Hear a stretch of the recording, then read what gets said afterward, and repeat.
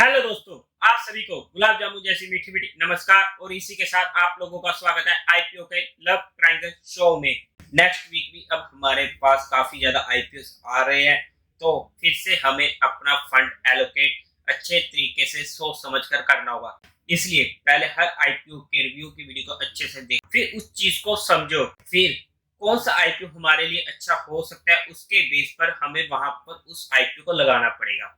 जहां पर आईपीओ काफी ज्यादा है, पैसा कम है, इसलिए हम हर आईपीओ में पैसा नहीं लगा सकते। और वैसे भी जो आईपीओ अच्छा नहीं होगा वहां पर तो पैसा लगाने का सवाल ही नहीं होता। रिस्क रिवार्ड रेशो के फेवर में ही हमें काम करना पड़ेगा। और आज के इस आईपीओ के रिव्यू में हम कंपनी के बारे में हर चीज अच्छे से डिटेल में डिस्कस करने वाले हैं। कंपनी काम क्या करती है, उसके पॉजिटिव्स नेगेटिव्स, और कंपनी के फाइनेंशियल्स, फिर कंपनी का ऑब्जेक्टिव क्या रहने वाला है, और कंपनी की टाइम टेबल क्या रहने वाली है। और उसके बाद हम कंपनी के वैल्यूएशंस पर नजर डालेंगे।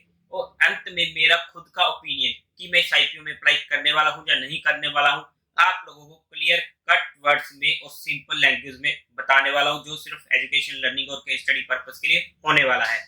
आपका क्या डिसीजन रहेगा वो ही मुझे कमेंट करके जरूर बता दीजिएगा। तो देवियों और सज्जनों, स्वागत है आप लोगों का आईपीओ के लव ट्रायंगल शो में।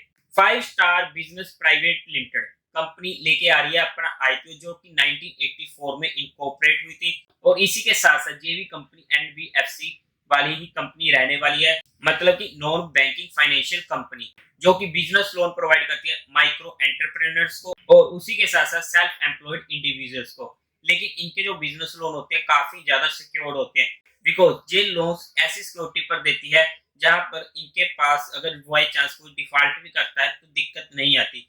जे सिक्योरिटी लेती है लैंड्स की। 30 जून 22 के अकॉर्डिंग कंपनी के पास 311 ब्रांचेस रहने वाली है, जो कि 8 स्टेट्स और एक यूटी में होने वाली है। अप्रोक्सीमेटली अगर हम बात करते हैं तो 150 डिस्ट्रिक्ट में ये अपना काम कर रही है। अगर हम कुछ स्टेट्स की बात करते हैं तो तमिलनाडु, आंध्र प्रदेश, तेलंगाना, कर्नाटका, ये बड़ी स्टेट्स रहने वाली है जहां पर इनका अच्छा खासा नेटवर्क है। और कंपनी का जो बिजनेस मॉडल रहने वाला है ना, वो काफी ज्यादा रिस्क फ्री रहने वाला है, क्योंकि ये लोन लेने से पहले हर चीज चेकआउट करती है कि जो भी हमसे लोन ले रहा है क्या वो रीपे कर पाएगा, उसके पास इतनी रिसोर्सेज अवेलेबल है या नहीं है, ताकि बाद में हमें कोई दिक्कत ना आए। और इसी के साथ साथ अगर हम कंपनी के हेडक्वार्टर की बात करते हैं तो वो चेन्नई में रहने वाला है। और इसी के साथ साथ स्ट्रॉन्ग प्रेजेंस है इसकी साउथ इंडिया में। अगर हम 30 सितंबर 2021 की बात करते हैं तो इनके पास 4306 एम्प्लॉइज हैं। और इसी के साथ साथ कंपनी ने 1,85,000 कस्टमर्स को लोन प्रोवाइड किए हैं। 30 जून 2022 में इनके पास एक्टिव लोन बेस है 2,30,175 का। और इसी के साथ साथ 31 मार्च 2022 में 2,70,745 का एक्टिव बेस लोन रहने वाला है। अगर हम एयूएम के कंपैरिजन में देखते हैं तो कंपनी के पास 30,000 मिलियन से ज्यादा का एयूएम रहने वाला है। और कंपनी का अपने सेक्टर में फास्टेस्ट एयूएम ग्रोथ हमें देखने को मिल रहा है। अब अगर हम कंपनी के फाइनेंशियल्स की बात करते हैं तो सबसे पहले टोटल असेट्स अगर हम 31 मार्च 2020 में देखते हैं तो 4,300 करोड़, 31 मार्च 2021 में 5,700 करोड़, 30 जून 2021 में 6,100 करोड़, और इसी के साथ साथ 31 मार्च 2022 में 6,300 करोड़, और 30 जून 2022 में 6,500 करोड़ का हमें जहां पर टोटल असेट देखने को मिला है। काफी अच्छे ग्रो कर रहे हैं। और अगर हम टोटल रेवेन्यू की बात करते हैं तो 31 मार्च 2020 में 780 करोड़ का, 31 मार्च 2021 में 1,000 करोड़ का, 30 जून 2021 में 300 करोड़ का, 31 मार्च 2022 में 1,200 करोड़ का, और इसी के साथ साथ 30 जून 2022 में 340 करोड़ का। रेवेन्यूज भी हमें अच्छे देखने को मिल रहे हैं। अगर हम प्रॉफिट आफ्टर टैक्स की बात करते हैं तो 31 मार्च 2020 में 260 करोड़ का, 31 मार्च 2021 में 358 करोड़ का, 30 जून 2021 में 100 करोड़ का, 31 मार्च 2022 में 450 करोड़ का, और 30 जून 2022 की बात करें तो 140 करोड़ का हमें जहां पर प्रॉफिट आफ्टर टैक्स देखने को मिल रहा है। प्रॉफिट आफ्टर टैक्स भी ओके हमें अच्छा देखने को मिल रहा है। अगर अब हम नेटवर्थ की बात करते हैं तो 31 मार्च 2020 में 1,900 करोड़, 31 मार्च 2021 में 2,300 करोड़ का, 30 जून 2021 में 2,900 करोड़, 31 मार्च 2022 में 3,700 करोड़ का, और 30 जून 2022 में 3,800 करोड़ का हमें जहां पर नेटवर्थ देखने को मिल रहा है। काफी अच्छा ग्रोथ यहाँ पर भी हमें देखने को मिल रहा है। अगर हम टोटल बोरोइंग की बात करते हैं ना तो 31 मार्च 2020 में 2300 करोड़ का, 31 मार्च 2021 में 3400 करोड़ का, 30 जून ऑफ 2021 में 3100 करोड़ का, 31 मार्च 2022 में 2500 करोड़ का और 30 जून 2022 में 2500 करोड़ की हमें टोटल बोरिंग देखने को मिल रही है। टोटल बोरिंग भी ओके रहने वाली है। लेकिन अगर हम अभी तक कंपनी को देखते हैं तो हमें कोई दिक्कत नहीं लग रही है, तो दिक्कत आती कहां पर है? फिर तो आईपीओ अच्छा अप्लाई कर देते हैं, लेकिन दिक्कत तो अभी आनी शुरू होगी, बिकॉज कंपनी के फाइनेंशियल अच्छे हैं, कंपनी का बिजनेस मॉडल और अगर हम काम देखते हैं तो वो भी काफी अच्छा रहने वाला है। लेकिन अभी बहुत चीजें डिस्कस करनी बाकी है। सबसे पहले हम कंपनी का ऑब्जेक्टिव डिस्कस करते हैं। अगर हम कंपनी के ऑब्जेक्टिव की बात करते हैं ना, तो कंपनी का कोई ऑब्जेक्टिव ही नहीं है। नल्ले कहते हैं ना, तो नल्ला है, वही काम हो रहा है कि कंपनी कोई ऑब्जेक्टिव लेकर ही नहीं आ रही है, क्योंकि सारा का सारा रहने वाला है ओएफएस और कंपनी के पास एक भी रुपया इसका नहीं जाने वाला है। अब अगर हम कंपनी के टाइम टेबल की बात करते हैं तो ओपनिंग डेट 9 नवंबर, क्लोजिंग डेट 11 नवंबर, अलॉटमेंट डेट 16 नवंबर, रिफंड मिलने शुरू हो जाएंगे 17 नवंबर से, शेयर्स आपके डीमेट अकाउंट में आ जाएंगे इफ अलॉटेड 18 नवंबर को और टेंटेटिव लिस्टिंग डेट 21 नवंबर।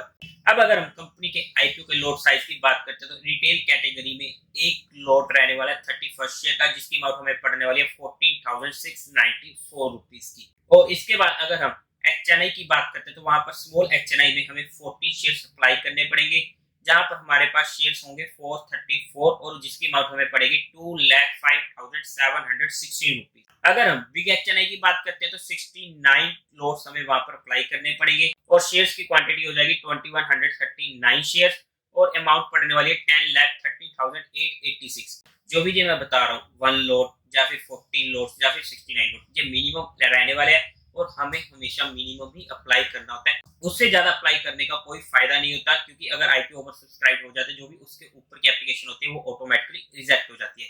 और इसके बाद जो एचएनआई के जो नए रूल्स हैं उसका हम कैसे यूज कर सकते हैं, क्या सेबी ने नए रूल्स निकाले थे जिससे हम रिटेलर्स को काफी ज्यादा फायदा होने लगा है।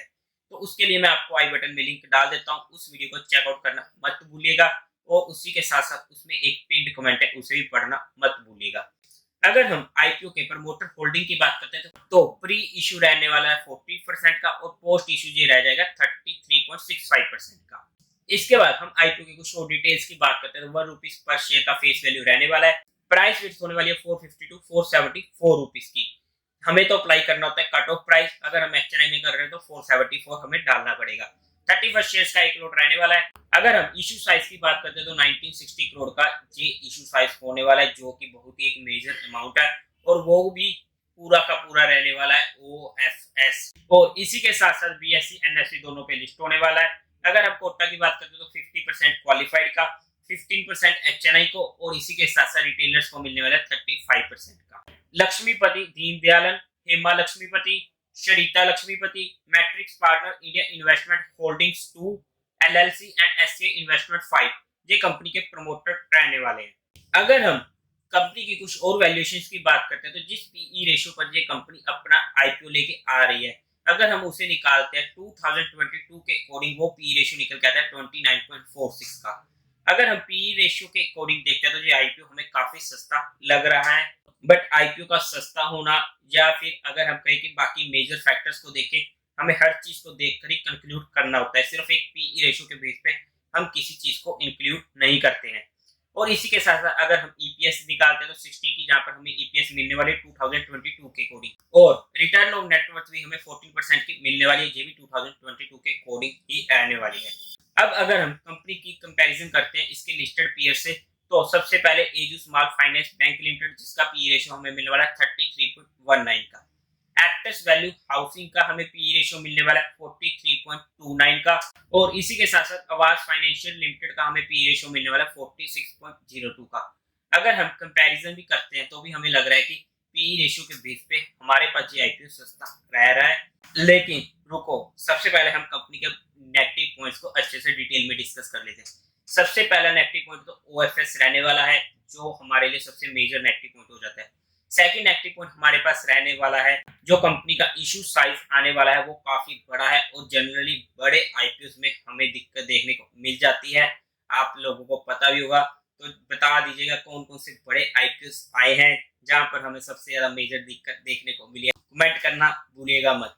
लेकिन अगर इसमें से कुछ अमाउंट कंपनी के पास जाती तो हमारे लिए इतनी दिक्कत नहीं होनी थी, बट जब पूरी की पूरी अमाउंट शेयर होल्डर्स के पास जाने वाली है। और थर्ड नेगेटिव पॉइंट की प्रमोटर की होल्डिंग काफी ज्यादा कम रह जाएगी इसके बाद। और मैंने जहां पर आप लोगों के साथ कंपनी के बारे में हर चीज डिटेल में डिस्कस कर ली।